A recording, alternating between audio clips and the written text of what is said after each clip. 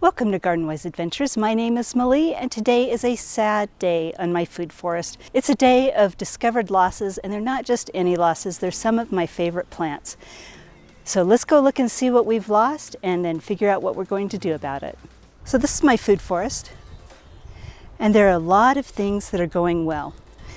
I just did a garden tour, and I'll link that up at the top so you can go through and kind of see all the wonderful things that I'm growing. Just about everything in here has survived except for a couple of things. And one of them is my really favorite Nikita's Gift persimmon. Now this is early spring and it had started to bud out. And I thought that it had survived. So let's look at it and see how we know it's dead. So the first thing we do is when we try to bend the branches, they break off, and if I can get it to focus, you'll see that the ends are brown. There's no green whatsoever. When we try to scratch the branches, it's just brown underneath, and it's really actually too hard to scratch. And it is dead. Now if you look down here, we've got some cracking in the bark, and this cracking goes all the way down. Now I'm not exactly sure what killed this tree. It is cold hardy and we did not get cold enough to kill it, so it wasn't the cold. It could have been sun scald. I may have needed to wrap the trunk, or maybe when the late freeze happened, it had sap rising up through the bark and maybe that split it. I'm not exactly sure. So now what can I do about it? I can actually buy another Nikita's Gift. I'm going to have to wait until next winter when they're actually on sale. They're all sold out right now. I've checked multiple sites, all the sites that I trust, they're sold out. And usually that happens. Nikita's Gift is very popular and they sell out as soon as they go up for sale. So I'm going to have to wait till next winter and start over, which is really sad because I actually harvested a couple of fruit last winter and they were delicious. And I was so excited waiting for this year thinking that I would get more fruit. But we're not going to get more fruit this year, so what I'm going to do is I'm going to make this a learning experience. I definitely want to grow another Nikita's Gift, so we're going to dig this tree up and look at the roots and see if maybe the roots were a problem, see if we can figure out what happened to it. Now, we probably won't be able to figure out exactly what happened to it, but what I do know is I can actually wrap the trunk over the winter. So we're going to try that over the winter to avoid some of that freeze-thaw cycle. So we've learned one thing. Let's dig up the tree and see if we can learn anything else.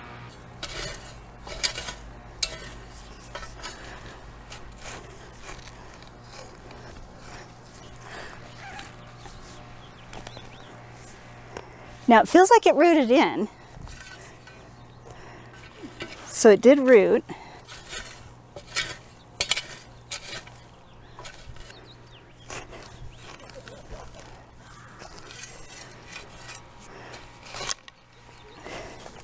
Okay, so let's pull this up and see what we can see.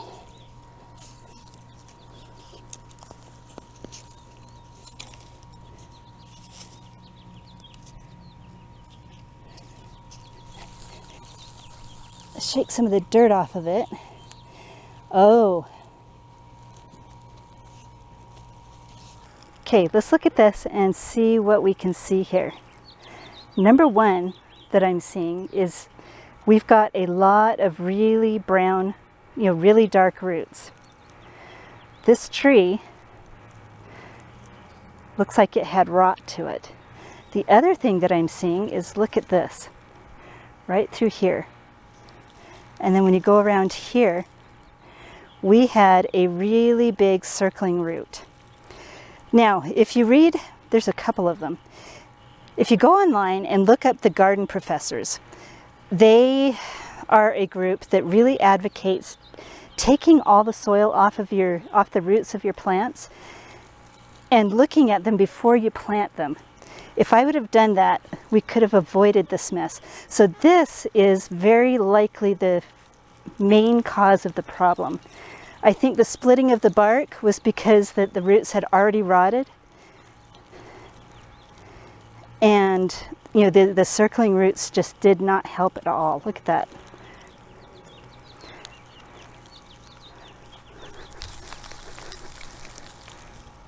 This is not a healthy root system. This is likely what caused the death of this tree. So next time, I'm going to need to look at the roots of the tree and see what has happened to them, because this is a problem. Now we know the cause of the death of the tree. So I will still wrap my new trees next time I have one, just to make sure. But rotted roots, circling roots, it was a root problem. Now we are here in front of another loss that hurts, or maybe it isn't. We're going to give this one a different try. So this is my chaste tree, and I'm going to link another video up on top that talks about chaste trees that I've lost in the past. These trees are hardy down to zone 7. Supposedly, now that I've read online, it looks like if we grow them in zones 5 and 6, which we are closer to a zone 6, that they will die to the ground and then come back up from the roots. Now, this tree is 3 years old. The chaste tree that I had before was 6 years old before it died. Now, I didn't give that one a chance to come back from the roots. I just dug that one out. So this one, what I'm going to do is I'm going to cut it to the ground and see if it comes back from the roots. If it doesn't come back by mid-June, then we'll just get another one, because I love these trees, and I think 3 years is worth it if we can get them to last that long. So let's look at it, and I'll show you how I know this one's dead. Now, I love the winter shape of it. It's an absolutely gorgeous shrub when you prune it properly. But if you look at this, breaking the branches, same thing, there's no green to it. It's all brown and dead. And this is what happened to my last tree. If you look right here, you can actually see right through it. So this to me says that there was some frost damage, possibly freeze damage. This kind of thing happens when tree branches freeze and then twist in the wind. But all of the branches are brittle like that. There is no new growth. So what we're going to do is we're going to saw off all the main branches as close to that bottom trunk as we can. And we're going to wait and see what happens.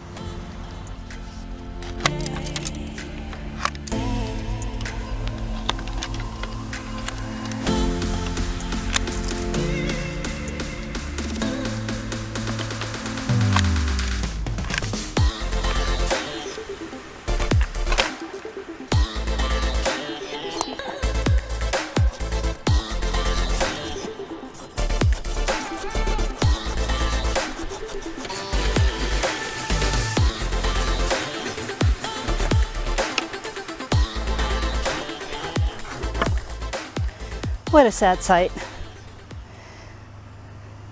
I really don't think it's going to be coming back, but we're going to leave it till mid-June, like I said. But there is no life in this stump whatsoever. And as I dig down, I'm not seeing any signs of life either. So we'll leave it until June, and then we'll try again.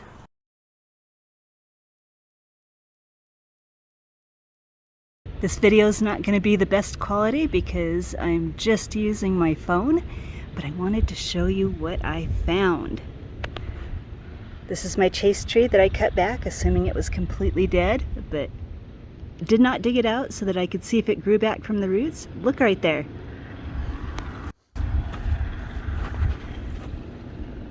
And then look over here. Yay! I'm so excited. Now, after I figured out that my chaste tree had died and was doing some research on it, I did find a website that said in the colder climates, in the winter or in the fall, if you cut them all the way to the ground and put a heavy mulch over the top, that they'll actually grow up 7 feet each year from the ground. Another option is I could try blue diddley, which is a smaller one, where its habit is to actually die to the ground every year. So we're just going to keep trying. Chaste trees are absolutely gorgeous, and I just really want one. So that is one thing that I'm willing to take the chance on, is that I'm going to get another one and have it die again. The benefits are definitely worth it. So now I would love to hear what your losses have been and what you have learned through those losses. It's always best to try and learn together to help each other through these hard times. So hopefully this video has been helpful to you. If it has been helpful, I hope you like, subscribe, share it with your friends, and go have a wonderful garden adventure.